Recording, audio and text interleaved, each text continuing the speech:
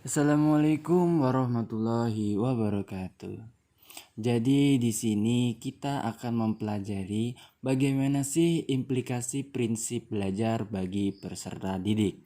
Namun sebelum kita masuk ke materi, kita harus mengerti tentang apa itu prinsip belajar. Prinsip belajar adalah landasan berpikir, landasan berpijak, dan sumber motivasi agar proses belajar mengajar dapat berjalan dengan baik antara pendidik dengan peserta didik.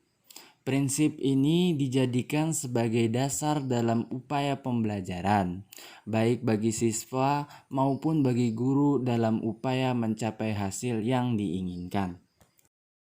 Nah, sekedar informasi. Dalam melaksanakan pembelajaran, pengetahuan tentang teori dan prinsip-prinsip belajar dapat membantu guru dalam memilih tindakan yang tepat. Banyak teori dan prinsip-prinsip belajar yang dikemukakan oleh para ahli yang satu dengan yang lain memiliki persamaan dan perbedaan.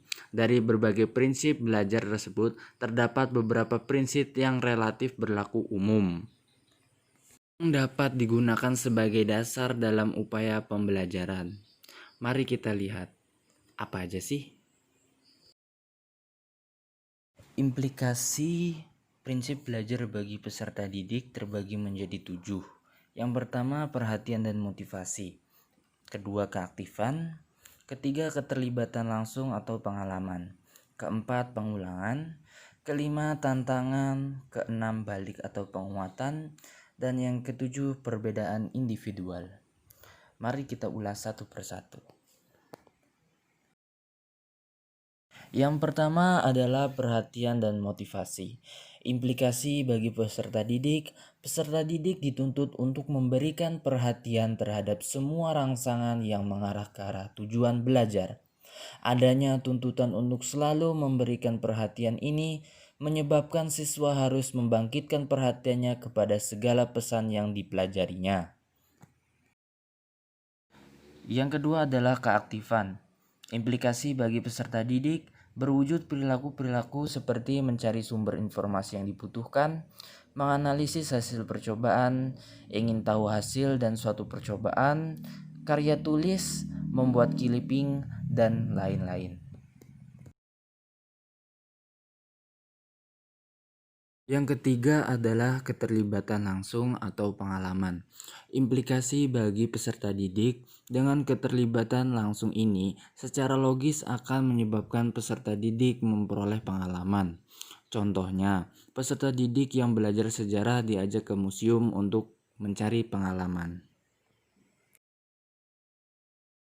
Yang keempat adalah pengulangan. Implikasi bagi peserta didik berupa kesadaran peserta didik untuk bersedia mengerjakan latihan-latihan yang berulang untuk satu macam permasalahan. Yang kelima adalah tantangan. Implikasi bagi peserta didik diberikan suatu tanggung jawab untuk mempelajari sendiri. Contohnya dengan melakukan eksperimen, belajar mandiri, dan mencari pemecahan sendiri dalam menghadapi permasalahan yang ada. Yang keenam adalah balikan atau penguatan.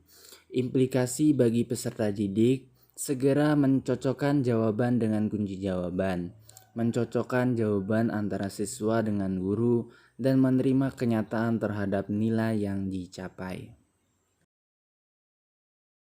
Nah, yang terakhir atau yang ketujuh adalah perbedaan individual. Implikasinya bagi peserta didik adalah menentukan tempat duduk di kelas atau menyusun jadwal pelajaran dan lain-lain. Terima kasih atas perhatiannya. Salam literasi.